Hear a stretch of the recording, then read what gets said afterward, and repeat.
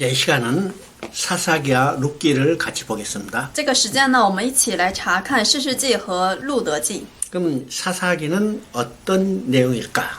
士师记是什么样的内容呢？ 사사기는요, 이제 앞에서 여호수아가 죽고 여호수아도 함께한 세대도 다 죽었어요. 这个关于这个士师记呢，首先是这个约书亚他死了之后呢，约书亚那个时代的人呢也死了。 그리고 이제 초대 이제 이스라엘 왕 사울이 왕으로 세워질 때까지 약 350년의 기간을 사사 시대라고 그래요. 所以呢，这个第二个世代史之后，一直到扫罗王的时候呢，大概有400年的期间，这个就是士师记的内容。 그러면 사사 시대는 어떤 시대일까? 那么士师时代是一个什么样的时代呢？ 하나님이 특별한 지도자를 세우지 아니하시고 하나님이 친히 다스리는 친정 시대입니다. 是神没有特别的设立这个指导者，而是神亲自来治理的神政时代。 이제 출애굽 시대는 모세라는 지도자를 세우셨죠. 在出埃及的时候呢，神设立这个摩西为指导者。 그다음에 이제 가나안 땅을 점령해 들어갈 때는 여호수아라는 지도자를 세우셨어요.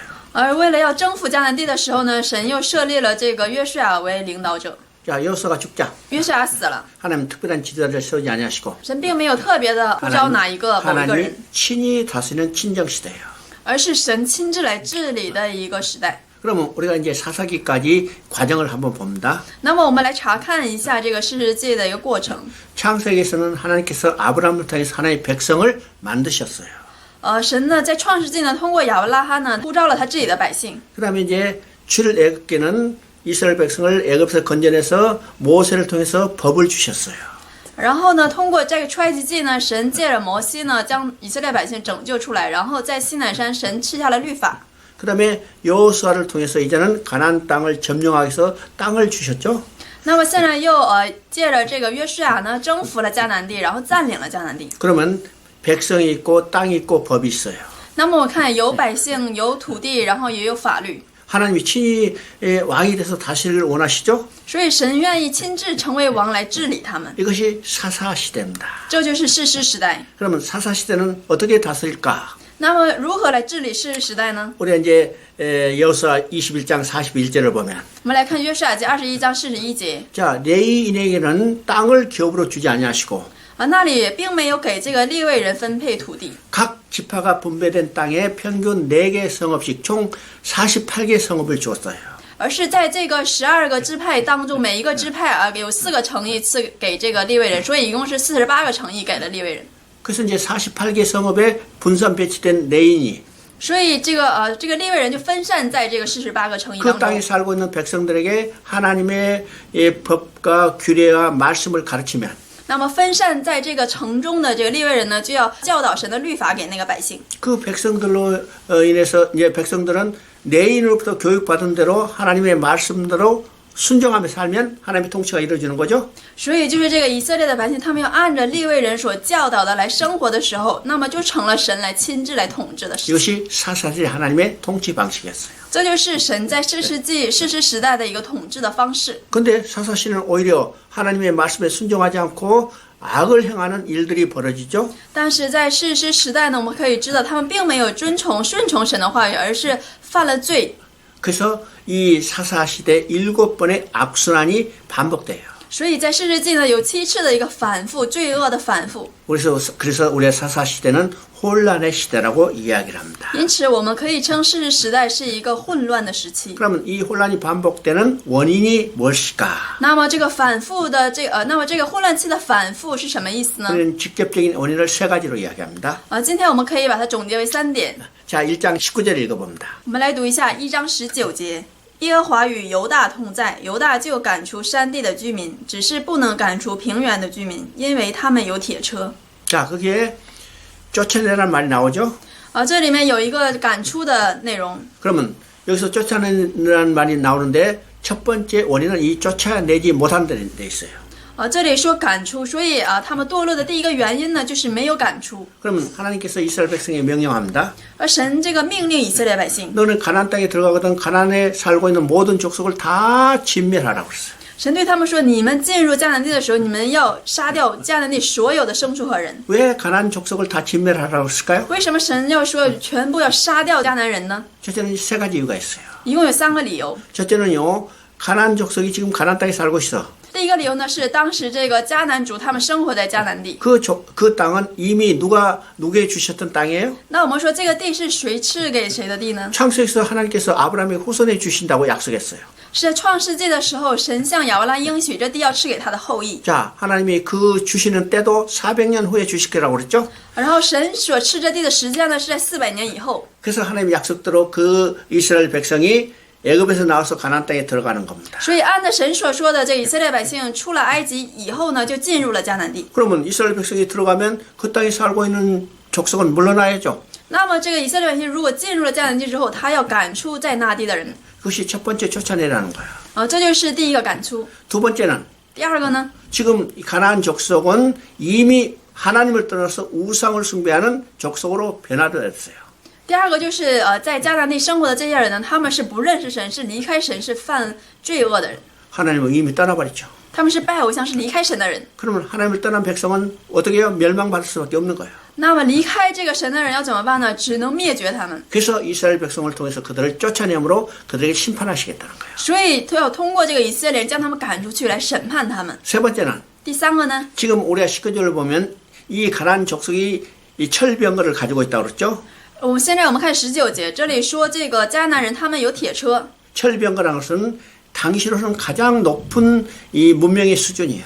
这个铁车呢是当时时代一个最高的一个文明的水准。 그러면 이스라엘 백성은 430년 동안 애굽에서 노예로 살았어요. 这个以色列百姓呢在埃及为奴430年， 그리고 40년 동안 광야로 행진해 왔어요. 然后在旷野行进了40年。 그들이 지금 가나안 땅에 들어가면 그 높은 문명을 보고 완전히 거기에 동화될 수 있죠. 所以他们现在来到了这个迦南地，一看到这么高的一个高级的文明，他们当时吓到了。 그러면 가나안 문화는 근본적으로 어떤 문화예요? 那我们说迦南地它的一个根本的文化是什么样的文化呢？ 우상을 숭배하는 문화예요. 是拜偶像的文化。 그래서 그 우상 숭배의 문화에 동화돼 버리기 때문에 所以以色列百姓就被这个拜偶像的文化同化了。 동화되지 못하도록 그 땅에 있는 가나안 족속을 쫓아내라는 거예요. 所以神是为了让他们不被同化，所以命令让他们把所有的迦南人赶出去。 그래서 각 지파가 점령한 땅에 있는 사는 가나안 족속을 쫓아내는 전쟁을 치르는데 所以他们得到这个基业的每一个支派呢，他们就开始了征战，就是与外邦人、与这个迦南人征战。 첫 번째 유다 지파가 나오죠. 首先呢是犹大支派， 자, 유다 지파는 산지 거민은 하나님이 함께 계심으로 쫓아냈으나 그랬어요. 这里说呢犹大支派呢，他因着神与他们同在，就赶出去了在山地上的那些巨人。 근데 골짜기 거민은 철병거를 보고 쫓아내지 못했다고 그랬어요. 但是在这里他说平原的人没有办法赶出去，因为他们有铁车。 자, 산지 거민은 하나님이 함께 계시단 말이 있죠. 我们说过，他赶出山地上巨人的时候，是神与他们同在。 그런데 골짜기 거민과 싸울 때는 하나님이 함께 계신단 말이 없어요. 但是在说要赶出平原人的时候呢，这里没有说神与他们同在， 결과적으로 그걸 쫓아내지 못했죠. 所以他们就没有办法赶出去。 그러면 골짜기 거민을 쫓아낼 때 하나님이 함께 계신단 말이 없다는 것은 왜일까? 那么这里为什么在说要赶出平原的居民的时候，没有说神与他们同在呢？ 하나님이 그들과 함께 계신 게 아니라 那个时候不是神与他们同在， 그들이 철병거를 보고 하나님이 함께 계신다는 믿음이 사라졌기 때문이야. 而是因为他们看着他们的铁车，就失去了对神的信心。 하나님이 함께 계신다는 믿음이 사라졌기 때문에 그들은 결과적으로 쫓아내지 못했어요. 因为他们没有办法相信神与他们同在，所以就没有办法赶出去。 그럼 유다 지파가 산지 거민이나 골짜기 거민을 쫓아낼 때 하나님이 함께 계신다는 믿음을 가지고 그들을 쫓아냈다면 如果说这个犹大支派他们带着信心，就是相信这个神在攻打这个巨人，还有攻打平原的居民的时候，神与他们同在的话， 다른 지파도 그걸 보고 용기 백구해서 다 쫓아냈을 텐데 那么其他的支派看了这样的一个景象，他们也会产生信心，开始赶出那所有的外邦人。 유다 지파가 쫓아내지 못한 것을 보고 但是当他们看到犹大支派没有赶出去， 다른 지파도 의기소침해서 쫓아내지 못했다고 했어요. 所以所有的这个其他的支派呢，也就是义气完全消沉，也不能赶出去了。 그래서 계속 내려다보면 다른 지파들도 쫓아내지 못하고 쫓아내지 못하고 쫓아내지 못한다는 말이 계속해서 반복이 나와요. 所以我们继续往下看的话，你就会看到其他的支派也是没能赶出，没能赶出，没能赶出。 이제 34절을 보면 我们看34节， 34절 한번 읽어봅니다. 我来读一下34节。亚摩利人强逼但人住在山地，不容他们下到平原。 자, 거기는 단지파 이야기죠. 这里是说的是但支派的内 단지파를 容。 쫓아내지 못한 것은 고사하고 오히려 쫓겨가 버렸다고 했어요. 这里说这个但支派不但没有赶出外邦人，而是被他们赶出去了。 쫓겨갔다는 것은 어떤 의미요? 하나님이 주신 기업 다 잃어버렸다는 거예요. 我们说这个被赶出是什么意思呢？就是他们被驱逐出神所赐的基， 자, 神 하나님 所赐 주신 的地。 기업을 잃어버렸기 때문에 이 단지파는 이스라엘 역사 가운데 두고두고 골치 아픈 족속이 되어버렸어요. 因为他们没有居住在神所赐的这地里面，所以这个但支派呢，以后成了令这个以色列头痛的一个支派。 그다음에 이제 두 번째 원인은 뭘까? 那么第二个原因是什么呢？ 2장 10절을 읽어봅니다. 我们来读一下2章10节。那世代的人也都归了自己的列祖，后来有别的世代兴起，不知道耶和华，也不知道耶和华为以色列人所行的事。 자, 이것이 두 번째 원인이에요. 这个是第二个原因。 그러면 여호수아와 여호수아 함께 한 세대도 다 이제 떠나고 约书亚和约书亚世代的人呢，全部都死了。 그 후의 세대라고 했죠. 这里说在那以后的时代， 그러면 이 그 후의 세대는 출애굽 세대로 보면 제 3세대를 할 수 있어요. 我们说这个出埃及世代的人是第二世代的话，那么这个后来的世代就是第三世代。 그럼 이 3세대의 특징은 뭘까요? 那么这个第三世代的人做的是什么呢？ 여호와도 알지 못하고 여호와께서 그들을 위하여 해주신 일도 알지 못했다고 했어요. 他们不认识神，也不知道耶和华神为他们所行的事。 여기에 중요한 의미가 있습니다. 这里有个非常重要的意义。 우리의 신앙의 가장 중요한 것은 하나님이 누구신가를 아는 거예요. 我们的信仰当中最重要的内容就是要认识、知道耶和华是谁。 인간은 종교적인 사람들이기 때문에 누군가를 섬기게 됐어요. 因为人类是一个宗教性的存在，所以他一定要服侍谁而活， 무엇인가를 섬기게 돼 있죠. 他一定要侍奉谁而活。 그러면 하나님이 아니면 다른 여기 귀신들을 쫓는 거예요. 那么如果他不侍奉神而活的话，那么他就要追随其他的偶像啊、鬼神呢。 여러분도 예수를 안 믿었다면 如果说大家没有信耶稣的话， 무언가 다른 것을 믿었겠죠. 那么一定也会相信一些其他的。 그러니까 우리 신앙의 가장 핵심은 하나님이 누구신가를 아는 거예요. 所以我们的信仰当中最重要的部分就是要知道耶和华是谁， 또 하나님이 나를 위하여 해주신 일이 무엇인가를 아는 거예요. 也要知道神为我做了什么事情。 그래야 하나님의 사랑과 하나님의 은혜를 깨닫게 되는 거죠. 这样的话才能明白神的爱和神的恩典。 그러면 이 3세대의 특징은 뭐예요? 但是这个第三世代的特征是什么呢？ 하나님과 하나님이 그들을 위하여 해주신 일을 알지 못했다고 했어요. 这里说他们不认识神，也不知道神为他们所做的事。 그러면 왜 이 3세대가 하나님과 하나님이 그들을 위하여 해주신 일을 알지 못했을까요? 那么这个第三世代为什么不认识神，不知道神为他们所做的事情呢？ 앞 세대가 그들에게 가르쳐주지 않았기 때문이에요. 因为他们前面的世代没有教导他们， 이게 중요한 거죠. 这是非常重要的。 신앙은 혈통적 유전적이 아니라 반드시 가르쳐야 해요. 这个信仰呢，不是按照血统传承下来的，而是必须要通过教导才可以的。 그러면 오늘 교회에서도 성도들에게 뭘 해야 해요? 那么，因此我们说，对于今天教会的圣徒要怎么办呢？ 하나님과 하나님이 나를 위하여 해주신 이 무엇인지를 가르쳐야 해요. 要教导他们神是谁，神为我们做了什么。 그러면 하나님과 하나님이 나를 위하여 해주신 일을 무엇을 통해서 알 수 있어요? 那么神是谁，神为我们做了什么，我们可以通过什么能知道呢？ 하나님과 하나님을 나를 위하여 해주신 일은 성경에 기록되어 있어요. 关于神呢，还有神为我们所做的事情呢，都记录在圣经当中。 우리는 성경을 통해서 하나님 누구신가를 정확히 아는 거예요. 我们通过圣经就可以正确的知道神是谁。 어떤 사람은 기도 많이 하면 하나님을 안다 이렇게 생각할지 몰라도 可能有些人他认为我多祷告的话，我就能知道神是谁。 기도 많이 해서 하나님을 아는 것 같지만은 虽然好像是多祷告就能认识神， 어떤 사람은 기도 많이 하고 귀신 치워온 사람도 있어요. 但是有很多人呢，他祷告很多，但是他却被魔鬼支 우리가 配 신앙의 支配着。 근본되는 하나님을 아는 것은 성경에 계시된 하나님을 정확히 알아야 해요. 就是我们信仰当中，我们要想知道最根本的神的概念的话，我们必须要通过圣经才能够正确的理解。 성경은 통해서 하나님이 나를 위하여 해주신 일이 무엇인지를 아는 거예요. 我们通过圣经才能够明白神为我做了什么样的事情。 그러면 오늘 교회에서 할 일이 뭐예요? 那么今天教会应该做的事情是什么呢？ 성도들에게 성경을 가르치는 거예요. 而是要将圣经教导给圣徒们， 성경을 통해서 하나님과 하나님이 나를 위하여 해주신 일을 정확히 알게 하는 거예요. 而是要通过借着圣经让他们明白神是谁，神为我们做了什么。 근데 이스라엘의 3세대는 但是这个以色列的第三世代呢， 하나님과 하나님이 그들을 위하여 해주신 일을 알지 못했어요. 他们不知道神，也不知道神为他们做的事情。 왜요? 为什么呢？ 전 세대가 가르치지 않았기 때문이에요. 因为前一个世代没有教导他们。 그러면 세 번째 원인은 뭘까? 那么第三个原因是什么呢？ 첫 번째 원인과 두 번째 원인의 필연적인 결과로 나타나는 겁니다. 就是第一个原因和第二个原因出现的必然的结果。 이것이 3장 5절 6절에 나와요. 这个就是3章5节的内容。 3장 5절 6절 읽어봅니다. 我们来读一下3章5到6节的内容。以色列人竟住在迦南人、赫人、亚摩利人、比利洗人、西魏人、耶布斯人中间，娶他们的女儿为妻，将自己的女儿嫁给他们的儿子，并侍奉他们的神。 자, 이것이 첫 번째 원인과 두 번째 원인의 필연적인 결과로 나타났죠? 所以这个是第一个原因和第二个原因所出现的必然的结果。 첫 번째 원인은 쫓아내지 못했어요.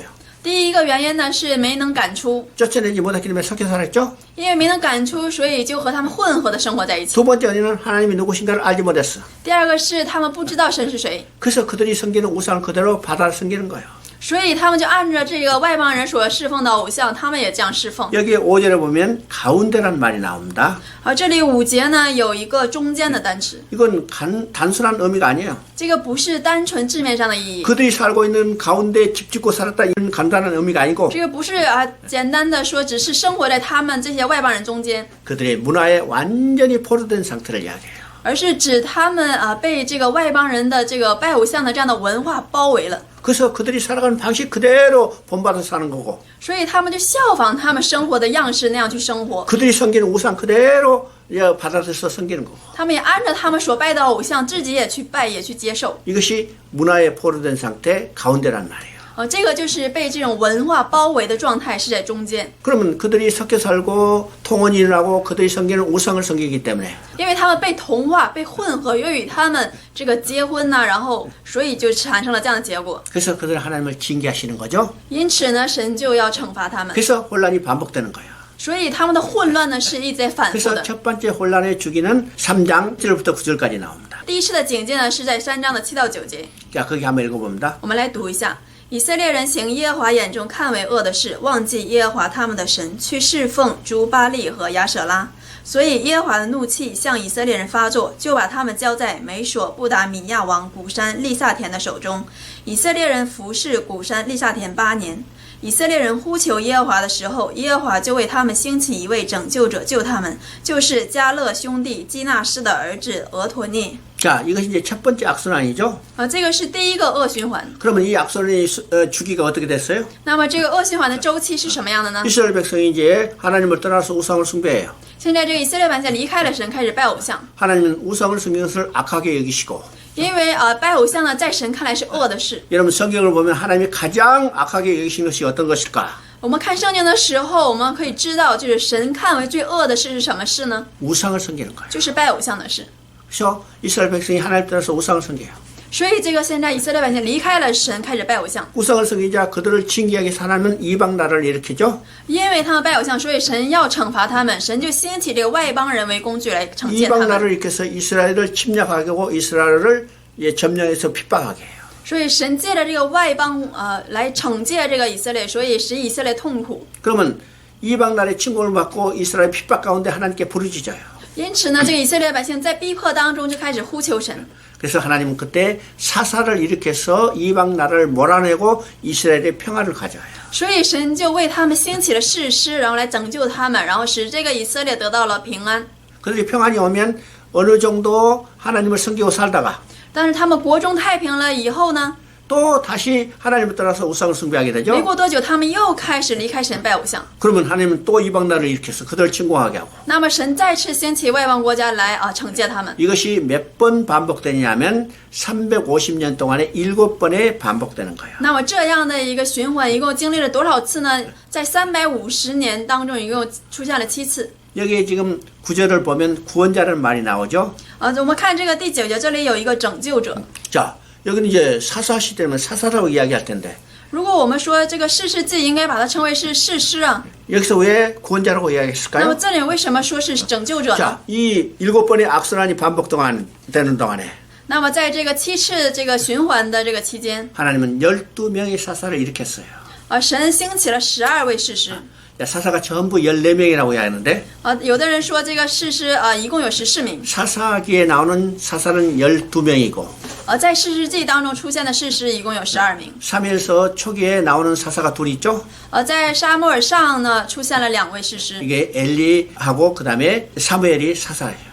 就是以利和这个撒母耳。 그래서 이제 전부 14명 중에 있는데 사사기에는 12명이 나와요. 这样的话，我们说士师一共出现了14位，但是在士师记当中一共出现了12位。 그러면 7번의 악순환이 반복되는 안에 12명의 사사를 일으켰지만 虽然在这个7次的循环当中，一共兴起了12位士师， 12명 중 아무도 이스라엘을 악에서 안전하게 구원한 사람은 없어요. 但是这12位士师呢，没有一位能使这个以色列完全从罪恶当中出来。 그러면 이스라엘에서 악에서 구원해낼 때는 오직 한 구원자라는 거죠. 因此呢，能使以色列百姓完全脱离罪恶的只有一位。 그러면 우리를 악에서 구원해낼 한 구원자는 누구요? 那么将我们从罪恶当中拯救出来的那位是谁呢？ 곧 예수 그리스도예요. 就是耶稣基督。 그래서 여기서는 사사라는 말 대신 구원자라는 말을 쓰고 있죠. 所以这里面没有说是士师，而是说拯救者。 그러면 이스라엘의 지금 사사 시대는 어떤 통치 방식이라고 써요? 那么我们说这个士师时代的统治方式是什么样的呢？ 하나님이 친히 다스리는 시대라고 했죠.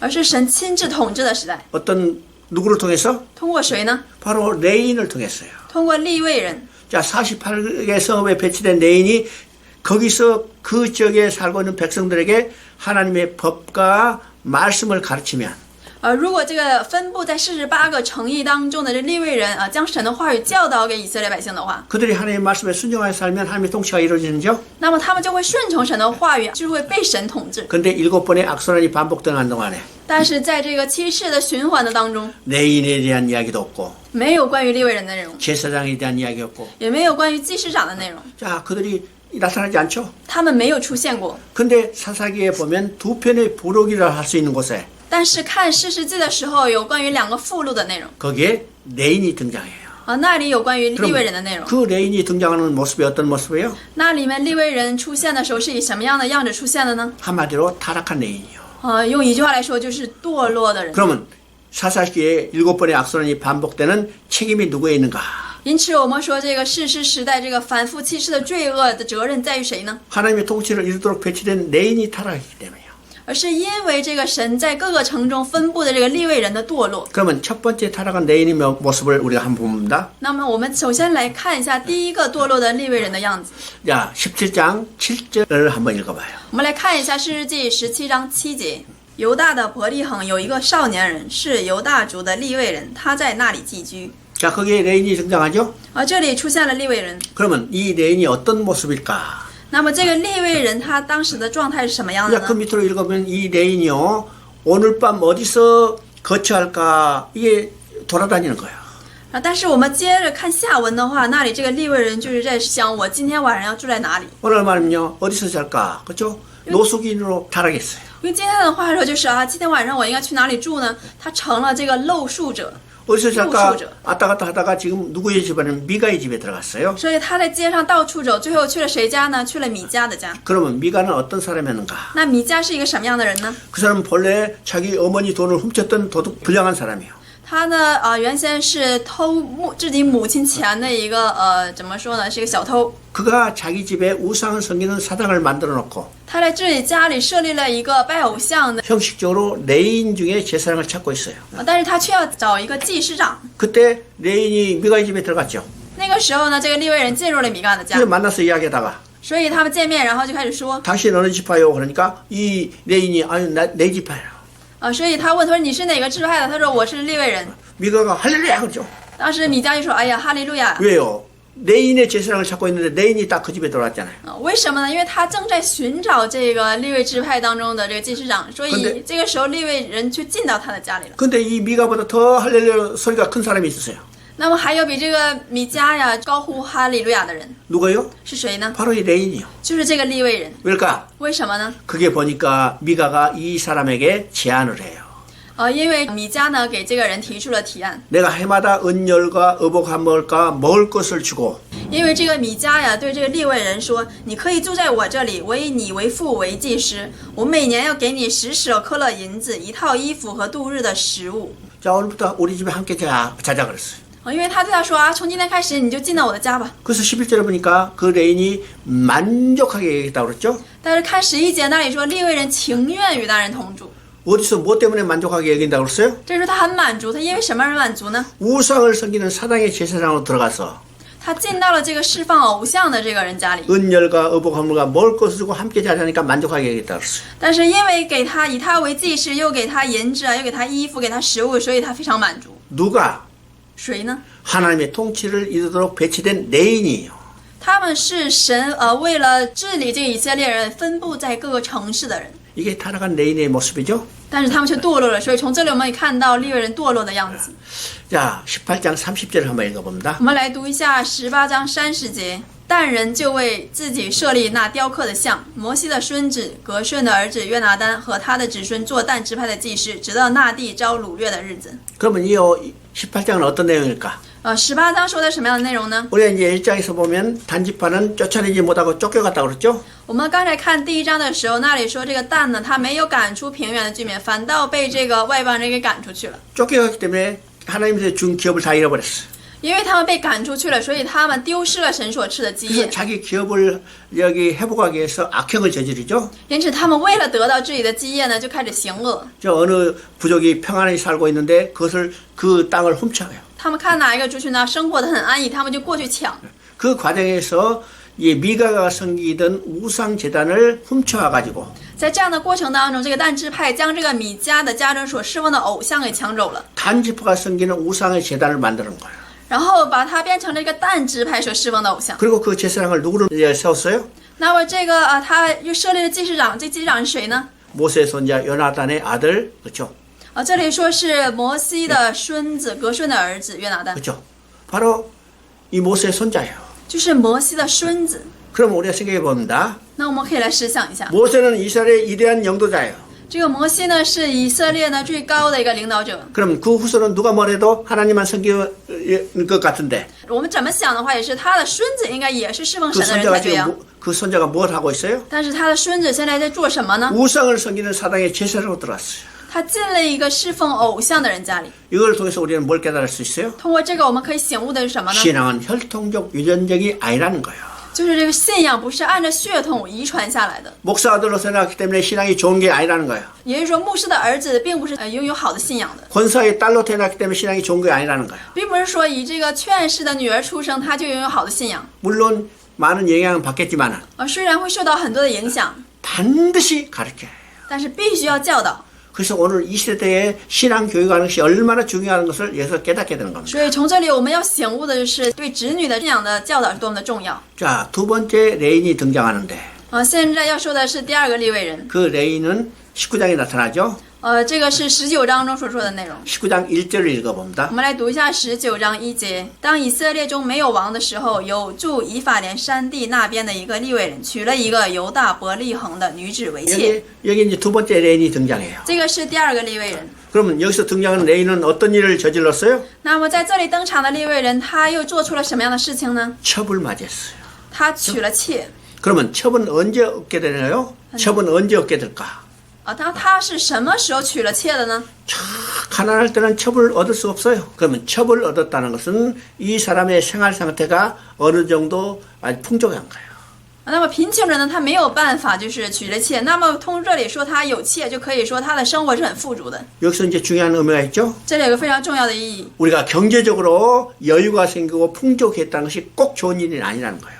就是说我们在经济上、在物质上如果富有的话，这并不一定是好事。 경제적으로 풍족해지면 虽然在经济上如果富裕的话， 영적으로 타락하는 거예요. 那么在属灵上必然要堕落， 나라도 사회적으로 부패하게 되는 거예요. 这个国家呢也必要堕落， 하나님을 떠날 가능성이 가장 가까이 오게 되는 거예요. 并且离开神的可能性也是最高的时候。 바로 지금 레인도 첩을 얻었죠. 所以现在这个利未人呢，他也娶了妾。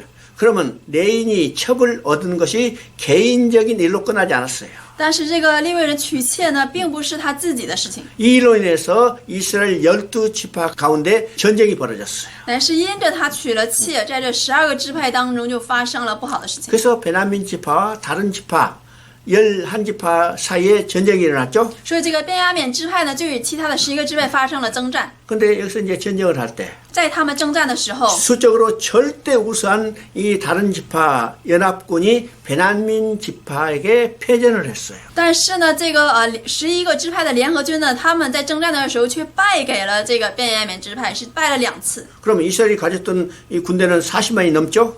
但是我们说，这个以色列他们所持有的这个军队有40万名， 베냐민은요 겨우 2만 정도밖에 되잖아. 但是便雅悯支派呢，大概只有2万人。 이 40만이 넘는 군대가 2만이나 밖에 안 되는 이 베냐민한테 2번이나 졌어요.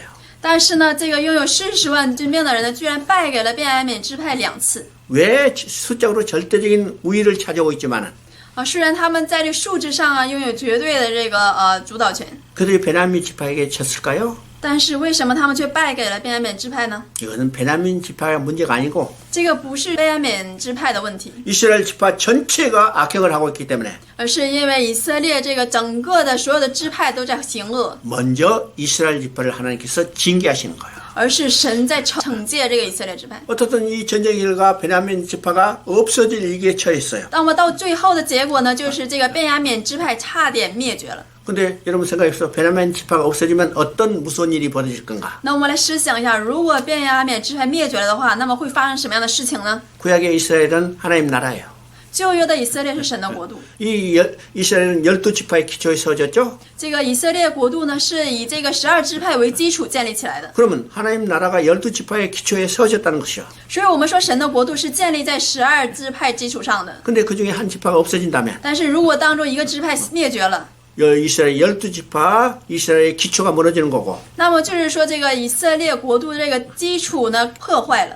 다른 말은요. 구약의 하나님 나라가 기초가 무너지는 거예요. 用其他话说，就是在旧约时代，神的国度的地基呢是被破坏了的， 이건 무서운 일이죠? 这是非常严重的问题。 뭐 때문에 그래요? 因为什么呢？ 하나님의 통치를 이루도록 배치된 레인이 타락했기 때문이요. 是因为在各个城中神分布的这个利未人堕落了。 그럼 오늘도 마찬가지죠? 今天也是一样。 오늘도 우리 하나님의 제사장이라고 이야기했어요. 今天神称我们是祭司长。 하나님은 우리를 통해서 영적으로 지금 다스리고 있는 거예요. 现在神通过我们呢，在治理这个属灵的世界。 그러면 하나님의 제사장이 된 우리가 그 사명을 제대로 감당하지 못한다면 但是如果我们没有好好的担当这个使命的话， 이 땅에 서고자 하는 하나님 나라 기초가 부실해지는 거죠. 那么神建立在这地的神的国度呢的基础呢就会被破坏。 그러니까 우리의 삶이 어떤 것인가를 우리가 분명히 알아야 해요. 所以我们要明确的知道我们的人生是什么样的。 자, 21장 25절을 읽어봅니다. 我们来读一下21章25节。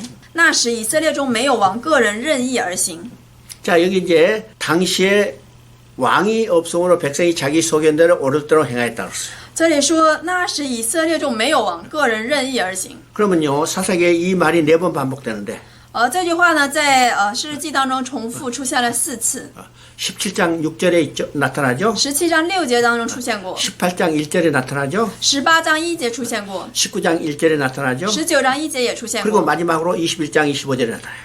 然后最后在21章25节 그러면 也出现 여기서 过。 왕이 없다는 말은 눈에 보이는 왕이 없다는 말이에요. 这里说以色列中没有王，指的是用肉眼的王。 그러면 누가 다스려요? 但是当时是谁在治理呢？ 눈에 보이지 않는 하나님이 왕이 돼서 다스리는데 而是用肉眼看不见的神在治理。 그 눈에 보이는 왕이 없다 해서 백성이 자기 소견에 옳을 대로 행했어요. 但是这里说以色列中没有王，所以个人任意而行。 백성이 자기 소견에 옳을 대로 행하기 때문에 因为个人任意而行， 마음보다 부패한 마음을 가진 인간이 자기 소견에 옳을 대로 행하면 반드시 부패하게 되죠. 就是说人呢是邪恶的，如果按照邪恶的人他的任意而行的话，那么这个世界只能是腐败的。 그래서 사사시대는 악순환이 반복되는 거예요. 所以说这个是时代呢是恶反复、恶循环的一个时代。 그러면 사사기 마지막 말이 왕이 없음으로 백성이 자기 소견에 옳을 대로 행한다는 말로 끝나고 있고 士师记呢是以以色列中没有王，个人任意而行而结束的。 그것과 연결되는 책이 룻기입니다. 连接这个书的就是路德记。 그러면 룻기는 어떤 책일까? 那么路德记是什么样的书呢？ 자, 룻기 하면 우리가 어떤 생각을 가지고 있을까? 那么我们一提到路德记的话，大家什么样的想法呢？ 룻기 하면 이제 대부분이 이렇게 생각해요. 一提到路德记，大家都这样想： 룻이 시어머니 나오미를 잘 섬겼더니 복받았다. 这个路德因为他服侍了他的婆婆拿阿米，所以他得到了祝福。 그래서 우리도 부모 잘 섬기면 복받는다. 所以我们也应该好好服侍父母，这样的话我们也能得福。 그래서 부모 잘 섬겨라. 所以你们要好好的孝敬父母。 효경사상을 이제 이야기하는 것으로 생각하죠. 都把这个路德记想成是一个孝敬父母思想的书。 근데 우리가 성경을 읽을 때 가장 중요한 전제가 있다고 그랬죠. 我之前提过，我们看圣经的时候有个最重要的前提， 성경이 내게 대해서 증거한 것이라. 圣经是对我的见证。 다른 말이면 성경은 예수 그리스도를 증거하는 거예요. 换句话说，就是圣经是对耶稣基督的见证。 그래서 룻기도 성경이고 所以路德记也是圣经， 룻기도 누구를 증거해요? 所以路德记也在见证谁呢？ 예수 그리스도를 증거하는 거예요. 也是在见证耶稣基督。 그래서 우리가 성경은 예수 그리스도를 증거한다는 이 가장 중요한 전제를 머리에 정리하고 성경을 읽어야 성경을 올바로 이해할 수 있어요. 所以我们在读圣经之前，我们要将这个圣经是见证基督的这样的一个前提放在我们的脑海当中，我们才能够正确的理解圣经。 그러면 루키는 어떻게 예수 그리스도를 증거할까? 那么路德记是如何见证耶稣基督的呢？ 루키는 두 방면에서 예수 그리스도를 증거하는 것을 우리가 보게 됩니다. 我们从两个方面来看他是如何见证耶稣基督的。 그러면 사사기 마지막 말이 어떻게 끝났어요? 这个士师记呢，最后是以什么样的话结束的呢？ 당시에 왕이 없으므로 백성이 자기 소견에 어릴 대로 행하였더라. 那时以色列中没有王，个人任意而行。 그리고 이제 루키의 1장 1절은 那么路德记1章1节呢？ 1장 1절 한번 我 읽어봅니다. 们来读一下路德记1章1节。当士师秉政的时候，国中遭遇饥荒，在犹大的伯利恒，有一个人带着妻子和2个儿子往摩押地去寄居。 자, 그게 사사들이 치리하던 때 그랬죠? 这里说当士师秉政的时候， 이 말을 이제 사사기 마지막 말과 연결하면 这个如果与这个士师记的最后一句话相连接的话， 왕이 없으므로 백성이 자기 소견에 어릴 대로 행할 때 那里说以色列中没有王，个人任意而行， 혼란이 반복되는 때 是一个混乱反复的时候。 그래서 하나님은 어떤 마음을 가지고 있겠어요? 那么那个时候神的心意是什么样的呢？ 이제는 왕을 세워서 왕이 다스리는 왕정 시대로 바꿔 나가겠구나. 那么现在要预备王，要预备这样一个王政的时代。 그래서 루키는 바로 이제 왕을 준비하는 것을 보여주는 겁니다. 所以我们可以知道路德记是在预备王的一个过程。 자, 루키 4장 22절 읽어봅니다. 我们来读一下路德记4章22节。俄贝德生耶西，耶西生大卫。 자, 이게 족보가 나오죠? 这里面出现的是一个族谱。 그러면 우리의 족보에 대해서 이미 이제 설명을 했어요. 对于族谱呢，我们之前已经说明过。 족보는 두 가지 의미가 있다고 그랬죠? 我们说族谱有2个意义。 첫째는 여자의 후손을 보내기로 했는데 第一个是以女人的后裔差遣下来 이 的。 보내기로 한 여사원이 어떤 적부면 혈통을 가지고 태어난 것을 보여주는 것이 족보예요. 所以呢，这个女人的后裔，她是以什么样的血统生出来的呢？看这样的内容呢，就是族谱。 두 번째 족보의 의미는 第二个族谱的意义是什么呢？ 족보의 마지막 나온 사람을 통해서 하나님은 새로운 역사를 전개할 하나님의 뜻이 있다고 했어요. 就是通过在族谱当中出现的最后一个人物，神要借着他展开一个新的历史。 그러면 이 족보의 마지막으로 다윗이 나오죠. 那么我们看这个族谱，最后出现的是大卫。 이 말은 왕이 없던 시대에 백성이 자기 소견에 오를 대로 행하던 때 就是说，在这个以色列中没有王，个人任意而行的时候， 혼란이 반복되던 때 混乱反复的时候， 이제는 하나님께서 한 왕을 준비해서 그 왕을 통해서 다스리는 왕정 시대로 바꿔갈 거예요. 那么现在的神要通过王，要通过一个王来治理，神要转换成这样一个时期。 그를 위해서 준비한 사람이 다윗이라는 거죠. 那为了这个时期呢，神准备的人就是 그러면 大卫。 다윗을 왕으로 준비하는 것을 우리가 살펴봐요. 那么我们要来看这个神预备大卫的事情。 이 족보는 베레스부터 시작되죠. 这个族谱呢是从法勒斯开始的。 그러면 베레스부터 시작되는데 이 족보를 더 이상 소급해 봐요. 那么以这个法勒斯开始，那么我们再向上追溯， 4장 12절 읽어봅니다. 我们来读一下4章12节。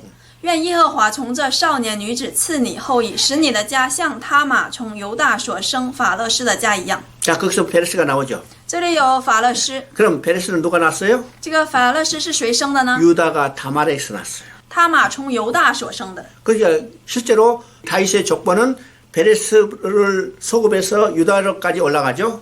所以说大卫的这个族谱呢，是从法勒斯再往上，一直到了犹大。 그러면 유다가 나왔기 때문에 우리는 더 이상 올라가 봐요.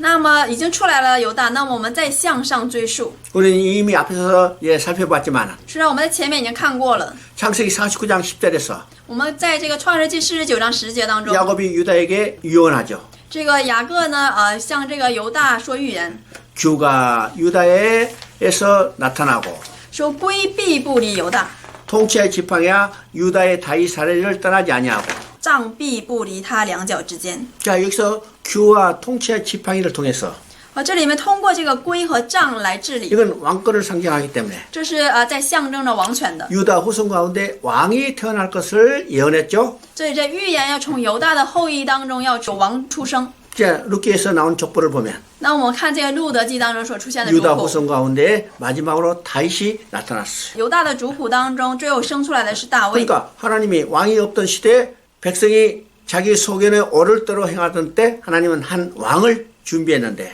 那么就是说，在以色列中没有王，个人任意而行的时候，神预备了一位王。 그 왕이 다윗이라는 것이죠. 这个王呢，就是大卫。 그럼 다윗으로 끝나는 게 아니라 但是这里并没有以大卫结束， 다윗 후손으로 영원한 왕으로 오실 예수 그리스도를 증거하는 겁니다. 是在这里是在见证要借着大卫而出的永远的这个王耶稣基督。 예, 두 번째 룻기에서 증거하는 것은 路德记当中第二个在见证的是， 자 4장 14절 읽어봅니다. 我们来读一下4章14节。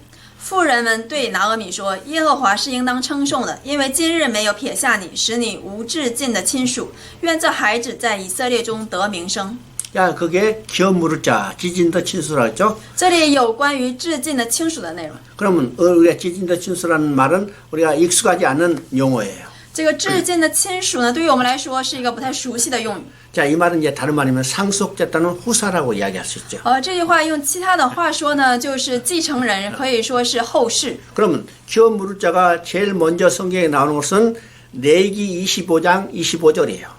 这个至尽的亲属呢，在圣经当中首次出现是在利未记的25章25节。 그러면 기업 무르자는 어떤 일을 하는가? 那么这个继承遗嘱的人到底是什么样的人呢？ 이제 네 가지 일을 해요. 这个说的是四种。 첫째는 어떤 사람이 하나님으로부터 주신 기업을 다 팔아먹었어. 首先呢是他将神所赐给他的这个基业呢全部都卖了。 그러면 가장 가까운 친척이 돈을 갚아주고 잃어버린 기업을 원래 주인에게 돌려주는 거예요. 那么他至尽的亲属呢就要付钱把他所卖的这东西买回来还给他。 이제 두 번째는 第二个呢， 어떤 사람이 가난해서 빚을 많이 졌죠? 说有些人因为贫穷呢，他欠了债， 갚을 길 없으니까 자기 자녀를 종으로 팔았어. 因为他没有钱还，所以他把自己的侄女给卖了。 그러면 가장 가까운 친척이 돈을 갚아주고 종으로 팔려갔던 이 자녀를 부모에게 돌려주는 거예요. 那么他至尽的亲属呢，就要替他还债，然后再把他被卖的儿女们给赎回来。 이제 세 번째는 第三个呢， 이걸 이제 계대 결혼이라고 이야기하는데 这个我们说是继代结婚。 어떤 사람이 이제 결혼했어요? 有个人他结婚了， 이게 후사가 없이 죽었다. 但是他没留下这个没留下这个后裔，然后他就死掉了。 그러면 동생이 형수와 결혼해서 아들을 낳아서 형의 후사를 이어주는 거예요. 那么他的弟弟呢，就要与这个嫂子结婚，然后生出孩子呢，这孩子也要跟着这个哥哥的姓。 이것이 어디에 나오는가? 这是在哪里出现过的呢？ 창세기 38장의 유다의 이야기예요. 这是创世纪38章当中所说的关于犹大的内容。 바로 창세기 38장은 이 후사를 이어주는 의미에서 읽어야 우리가 제대로 이해할 수 있어요. 那么我们在读创世纪38章的时候，我们就要以这个继承后代的这样的一个思想来读的话，才能正确的理解。 다말은요 장자의 며느리로서 유다의 후손을 이어주는 책임을 완수하는 거예요. 我们可以说，他玛呢是为了这个继承后代而完成了他的任务。 그다음에 이제 네 번째는 那么第四个呢， 억울하게 죽임을 당했다면 如果有人他被冤枉致死， 그 원수를 갚아주는 것이 기업물을 자예요. 那么至尽的亲属呢就要替他来报仇。 그러면 기업물을 자는 누가 되는가? 那么这个至尽的亲属是谁呢？ 첫째는 가장 가까운 친척이에요. 首先应该是最亲近的人， 두 번째는 자원해야 해요. 第二个是他要自愿为他做事。 가장 가까운 친척이라도 자기가 원치 않으면 안 해도 돼요. 就是说，虽然是至近的亲属最亲的，但是他如果不愿意做的话，那可以不 자, 做。 룻기에도 지금 보아스보다 더 가까운 친척이 있었죠? 我们看路德记的时候，我们可以知道有比波阿斯更亲近、更至亲的一个亲属。 그 사람이 처음에는 내가 기업물을 자가 되겠다 했어요. 一开始那个人说他可以要继承他的财产， 근데 생각해보니까 돈만 뗄 것 같아. 但是他一想的话，好像不太行。 그래서 나는 안 하겠다 했더니 두 번째 가까운 친척이 있던 보아스가 기업물을 자가 된 거예요. 所以他说他不能继承，因此呢，就是第二个至近的亲属波阿斯来继承。 세 번째는 능력이 있어야 해요. 第三个呢是要有能力成为这个至近的亲属， 돈을 갚아줘야 하니까 능력이 있어야죠. 因为要还钱还债，所以他要有能力。 자, 2장 1절을 보면 那我们来看一下2章1节，拿俄米的丈夫以利米勒的亲族中有一个人名为波阿斯，是个大财主。 자, 그 보아스가 누구라고 했어요? 这里说这个波阿斯是什么样的人呢？ 큰 부자였다. 是大财主， 그러니까 능력이 있어요. 是有能力的。 그래서 이제 이 룻기는 바로 이 기업물을지에 대한 이야기죠. 所以我们可以说这个他是一个继承遗业的这个人路德。 자, 나오미 가정이요 베들레헴의 흉년이 된 자 살기 위해서 모압 땅으로 갔어요. 我们说这个拿俄米他家因为这个当时发生了饥荒，所以他们就带领全家去到这个摩押地。 모압 땅으로 가자 어떻게 됐어요? 去了摩押地之后怎么样了呢？ 남편도 죽고 丈夫死掉了， 10년쯤 돼서 두 아들도 죽었어요. 过了大概10年之后，她2个儿子也死了， 세 과부만 남았다고 그랬죠? 只剩下了3个寡妇， 이 말은 후사가 이을 수 없다는 거예요. 就是说没有办法要有这个后代的出生了。 뿐만 아니라 그들은 풍족하게 떠났던지 돌아올 때는 빈털터서 돌아왔다 했어요. 而且圣经又说，当他们回来的时候，他们是空空的，两手空空的回来， 기업을 다 잃어버렸죠? 他们就失去了所有的基业。 그때 누구를 만났는가? 那时候他们遇到了谁呢？ 보아스를 만났어요. 遇到了波阿斯。 그래서 보아스가 룻과 결혼해서 나오미의 가정의 후사를 이어주고 因此呢，这波阿斯与这个路德结婚，然后为这个拿俄米继承了后代， 나오미의 가족이 잃어버렸던 이 재산을 다 회복시켜 준 거예요. 然后将这个拿俄米所失去的所有的基业呢，让通过这波阿斯全部给恢复了。 그래서 4장 14절에 所以4章14节， 여인들이 나오미에게 기업 물을 자를 없이 하신 하나님을 찬양한다고 했어요. 所以那里妇人呢来称赞，对着拿米说：“耶和华是应当称颂的。 그러면 우리도 똑같이 찬양해요. ”那么我们今天也要同样的来赞美， 나에게 기업 물을 자를 없이 하시는 하나님을 찬양한다. 我们要赞美将基业赐给我们的神。 그럼 오늘 나의 기업 물을 자는 누굴까요? 보아스의 후손으로 오신 예수 그리스도예요. 那么对于我们来说，至亲的亲属是谁呢？就是从这个波阿斯的后裔当中出生的耶稣基督。 예수님은 이 땅에 오셔서 우리의 잃어버렸던 기업을 다 회복시켜 줬어요. 耶稣基督来到这地，他恢复了我们所丢失的一切的基业。 이것이 히브리서 2장 11절부터 15절 사이에 나오는 내용이죠. 这是希伯来书2章12到15节的内容。 자, 가장 가까운 친척이 되기 위해서 因为要成为至亲的亲属， 예수님은 육신을 입고 이 땅에 오셔서 나를 형제라 부르기를 부끄러워하지 않는다고 했어요. 那里说耶稣基督来到这地，他称我们为弟兄，并不 그리고 感到羞耻， 그분은 차원에서 십자가에 죽으시고 并且耶稣他自愿钉在十字架上。 그분은 또 능력이 있었어요. 我们的耶稣他也有能力， 그래서 내 기업을 잃었던 것을 다 회복시켜줬죠. 所以他恢复了我们所有的基业。 그러면 내 잃어버렸던 기업은 어떤 것이요? 那么我所承受的基业是什么样的呢？ 왕 같은 제사장이에요. 是像君尊的祭司一样的。 근데 예수님이 그것을 회복시켜줬죠. 但是耶稣呢，将这个君尊的大祭司的职分恢复了。 그래서 나는 기업이 회복돼서 나는 지금 어떤 존재냐? 왕 같은 제사장이 된 거예요. 因此，我们的基业恢复了。我们恢复的是什么呢？就是像君尊的祭司， 또 내가 어떤 존재가 됐어요? 并且我成了什么样的存在呢？ 후사를 이어줬기 때문에 我们成了后世， 나는 하나님의 아들이요. 我成了神的儿子， 예수와 함께한 상속자요. 我们成了与耶稣一样的一个继承人， 또 십자가에서 내 원수를 다 갚아줬어요. 并且耶稣在十字架上为我报了仇， 사단이 노예됐던 우리를 해방시켜서 并且将这个被撒旦奴役的我们拯救了出来， 완전히 기업을 회복시켜줬죠. 并且释放了我们，使我们能够完全的继承了基业。 그러니까 룻기도 효경사상을 이야기한 게 아니라 所以我们说这个路德记并不是在说这个关于这个孝敬的事项， 예수 그리스도를 증거하는 거죠. 而是在见证耶稣基督。 첫 번째는 왕으로 오실 예수 그리스도. 首先呢，是以王来的耶稣基督； 두 번째는 기업 물을 자로 오실 예수 그리스도. 至近的亲来的耶稣基督，是在见证以至近的亲而来的耶稣基督。 그래서 이 룻기를 통해서 사사기와 사무엘서를 연결시켜주는 하나의 고리가 되는 거죠. 所以我们说这个路德记是连接这个士师记与这个撒母耳记的一个桥梁。 자, 이 다음 시간에는 사무엘서를 보겠습니다. 下一节时间我们来看撒母耳记。